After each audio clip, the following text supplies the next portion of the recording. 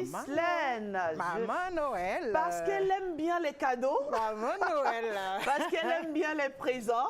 Elle se propose ce matin de nous parler de Noël et des cadeaux, n'est-ce pas Ghislaine? Bien évidemment, il n'y a pas de fête de Noël sans cadeau. Sans cadeau, exactement. Il n'y a pas de fête de Noël sans cadeau. Pour commencer, Rachida, mon cadeau. La promesse, c'est une dette. Ton cadeau, c'est quoi déjà? C'est l'amour que je te porte, ma chère Ghislaine. Il n'y a Elle pas veut de me tuer. cadeau plus grand que cet amour, cette affection, cette chaleur. Bon, ça, Allez, Noël et les cadeaux. Au piège. Ça, c'est pour me prendre au piège. Je ne Noël, vais pas te lâcher, Rachida. Tu vas me remettre mon cadeau. La promesse, c'est une dette et les téléspectateurs étaient témoins dessus. Exactement, ils en sont témoins, Ghislaine. Alors donc, on va plonger avec toi dans l'ambiance des cadeaux. Oui, dans Est-ce que l'ambiance c'est des une cadeaux. obligation d'en offrir? Quel cadeau faut-il offrir?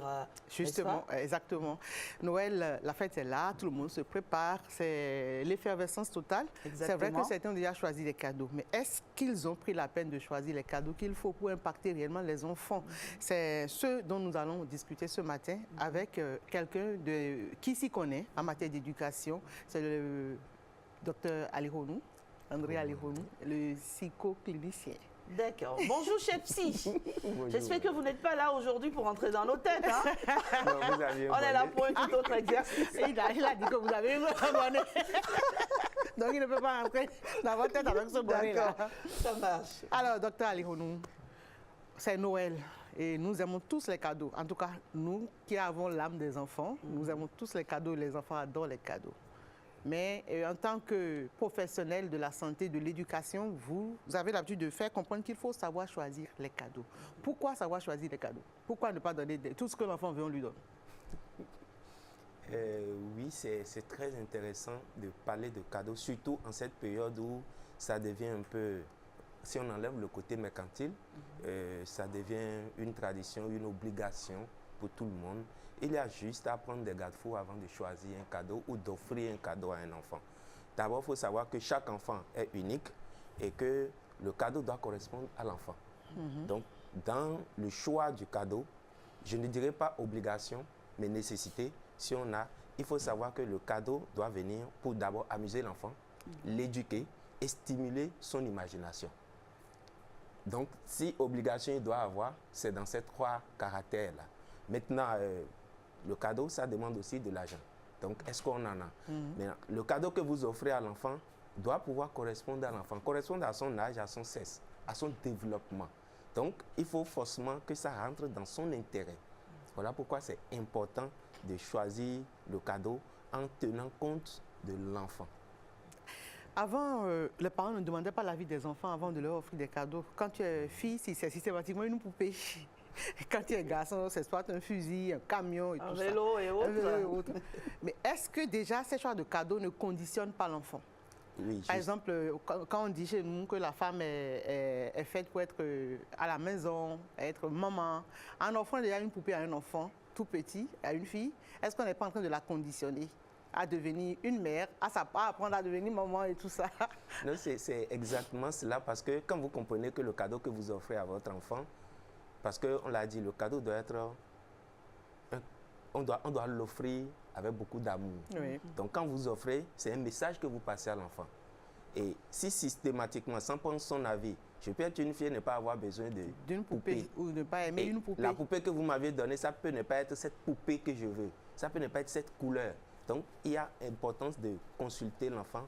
Mais c'est vrai que ça passe un message. Et dans ce message, il ne faut pas que les parents, on avait l'habitude de se mettre au-dessus. C'est nous, on veut dire quelque chose. Ah, voilà. C'est pour ça que je dis il faut écouter l'enfant.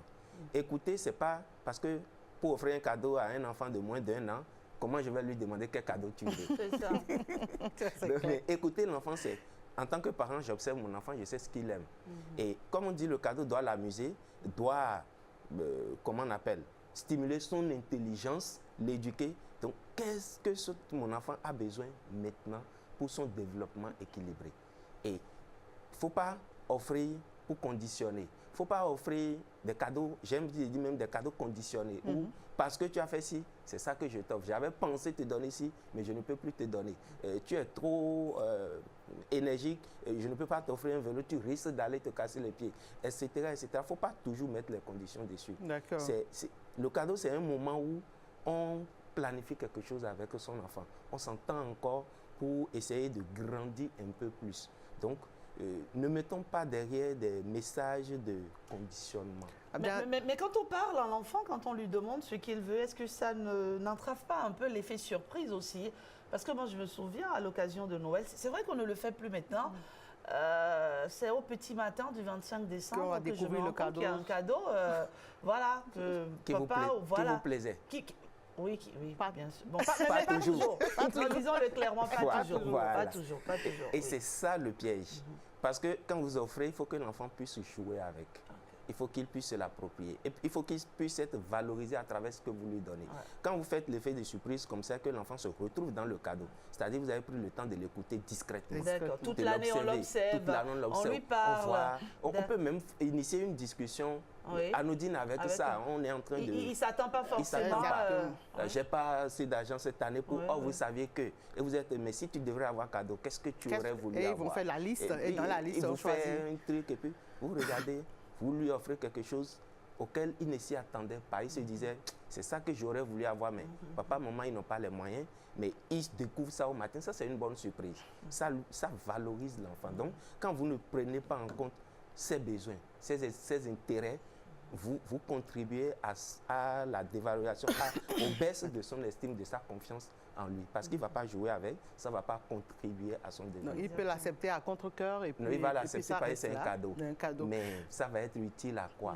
C'est vrai qu'il y a des jouets parfois qu'on achète et qui traînent là. Vous remarquez que l'enfant, il ne joue pas avec, en fait. Et l'autre piège, c'est que c'est la période par excellence où les parents aussi, on achète des cadeaux pour se débarrasser. Voilà, tu as tes jouets, va jouer avec.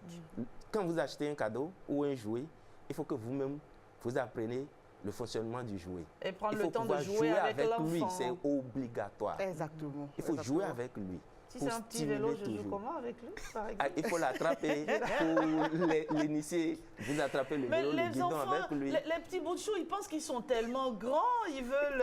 je ne sais pas si tu as remarqué. Ils veulent se débrouiller. Ils veulent se débrouiller tous. Ils veulent être le commandant à bord de leur petite camionnette. Oui, tout là. Mais quand on parle d'impact des cadeaux sur les enfants, aujourd'hui, il y a de cela quelques années, les gens commençaient à refuser qu'on offre des fusils. Des jouets fusils aux enfants parce que ça les conditionne à devenir des bandits. Mais est-ce que ce n'est pas aussi une façon de les conditionner à devenir des agents de sécurité? Non, pas forcément, pas forcément. Il faut dire que le cadeau, comme on l'a dit, joue énormément sur la maturation, la formation psycho-affective de l'enfant. Le cadeau a un rôle social, le cadeau a un rôle éducatif, le cadeau a un rôle, j'ai envie de dire, moteur et cognitif. Donc, quand vous envoyez déjà, vous voyez votre enfant assez violent, assez agressif, assez énergique, il a beaucoup d'énergie qu'il dépense, il est très agressif et puis vous lui offrez un fusil, ou bien un couteau, des choses comme ça, vous contribuez à son agressivité. Et je dirais peut-être, le cadeau que vous aurez à lui offrir à cet enfant-là, peut-être c'est l'inscrire dans un club de sport. C'est aussi un cadeau, c'est pas forcément des jouets, c'est pas forcément des objets. Ça peut être un jeu, ça peut être une activité. Donc, lui offrir un club de sport où il ira une fois par semaine, une fois 2 semaines pour dépenser cette énergie, ça s'agit et c'est aussi possible. Donc, attention à, comme on dit, ce sont des enfants, ils sont en formation, la personnalité est en formation. Donc, quand vous lui donnez des renforcements sur un certain pli, il va le prendre. Donc, ce n'est pas forcément tous les enfants à qui on offre des fusils qui deviennent des délinquants ou qui vont devenir des policiers, etc. Mais ça a beaucoup changé. Hein. J'ai remarqué que les parents ne commettent plus cette erreur-là. J'ai remarqué que les jeux qui peuvent inciter l'enfant à l'agressivité, les parents l'évitent beaucoup. Avant, on pensait que bon, c'était assez fun. Les enfants pouvaient jouer avec parce que les parents aussi, on était à l'époque accro de films de karaté. Jackie Chan et autres. Jack donc, voilà, donc du coup, aujourd'hui, franchement, il faut saluer ça chez les parents, mais il reste vraiment à choisir le cadeau qu'il faut à l'enfant. Et chaque parent devrait, Ghislaine Adimi, comme tu l'as dit ce matin, faire en sorte que l'enfant ait le cadeau idéal, celui qu'il faut, celui qui va lui être utile. Et même aussi les jeux de société. Il y a des parents qui achètent des jeux de société, mais qui ne jouent pas avec les enfants. Les jeux de construction. Oui. Mais je vous donne un exemple, moi. Je prends mon cas. J'ai un petit garçon un peu excité, là, qui généralement n'est pas souvent concentré, très intelligent, brillant, mais qui un peu distrait. D'accord? Et donc, du coup, on m'a conseillé de lui acheter un jeu de construction pour l'encadrer un peu, pour l'amener à mieux se concentrer.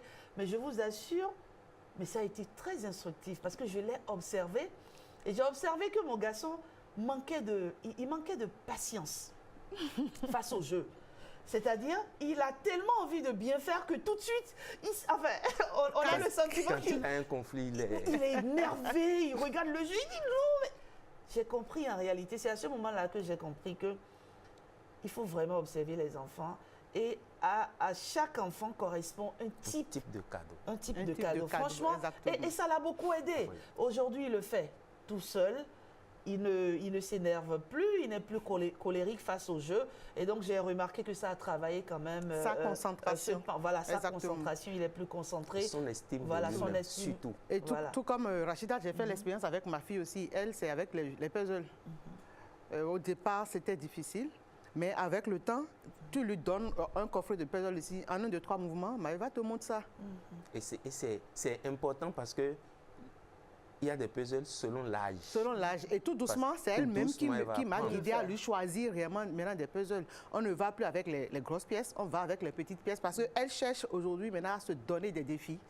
Exactement. J'ai trouvé ça vraiment... Moi, personnellement, je n'aimais pas cette... Non, mais ça agit sur la personnalité aussi de l'enfant. Ça agit sur sa personnalité. Exactement, exactement. Et l'autre aspect que je voudrais souligner ici, c'est la sécurité et la durabilité des cadeaux.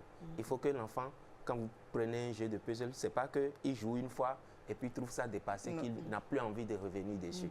Il faut qu'il rejoue avec, parce qu'il a résolu le problème une fois, il faut qu'il se réexerce encore. Maintenant, que le cadeau soit sécurisant, c'est que l'enfant ne se blesse pas avec. Que quand le matériel ou ce avec quoi on a travaillé, ce cadeau, ne soit pas un danger pour l'enfant. Donc, quand on parle des vélos, par exemple, selon l'âge de votre enfant, vous lui achetez un vélo qui va jouer en plein air. Il faut que ça corresponde. Si il en est tellement excité qu'il va dehors, vous n'êtes pas là, ça peut amener d'autres choses. Donc, il faut vraiment faire attention à cela aussi. Vraiment, c'est très instructif. Rachida, je ne sais pas si vous avez d'autres questions, sinon c'est le moment de donner la parole à notre invité pour qu'il va s'adresser aux parents par ici. C'est la veille de Noël, c'est sûr que certains ont déjà fait des choix, mais il y en a qui hésitent encore.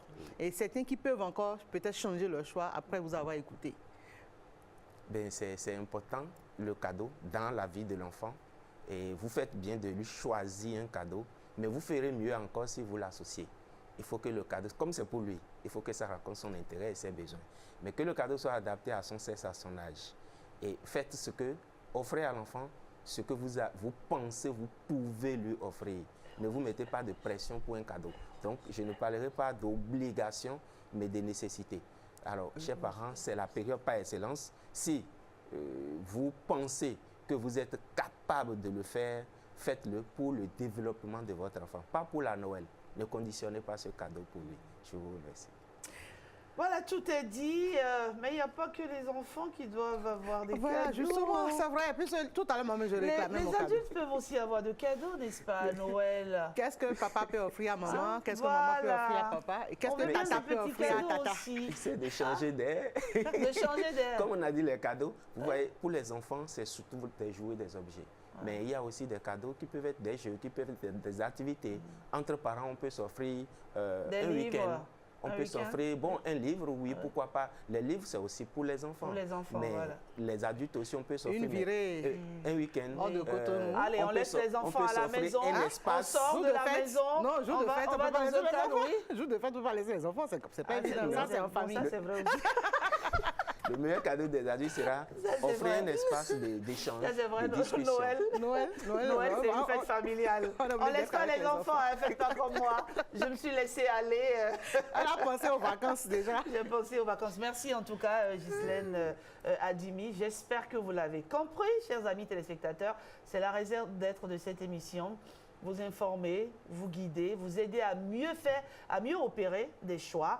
Et donc, sachez-le, à partir d'aujourd'hui, on choisit. On n'offre pas un cadeau à un enfant pour le simple plaisir de le lui offrir. Et surtout, ne vous endettez pas aussi pour offrir des cadeaux. C'est très important parce que la pression sociale fait souvent qu'on s'endette pour offrir des cadeaux aux enfants. Et on s'irrite quand l'enfant utilise mal le cadeau. Et quand on écoute les enfants, on n'a pas besoin de sortir toute une fortune. Hein. Nos enfants ne demandent pas autant. Aujourd'hui, il y a des jouets qui coûtent tellement moins cher. Avec 5 000, vous avez déjà un bon jouet pour les enfants. Voilà, et en plus résistant.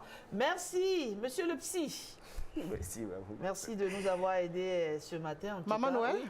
Oui, ma chère Ghislaine. Vous avez quoi dans la JBC pour demain? C'est une surprise. Ok, d'accord. Maman Noël ne dévoile jamais ce qu'elle a dans son sac. Allez, à demain pour la surprise. Merci.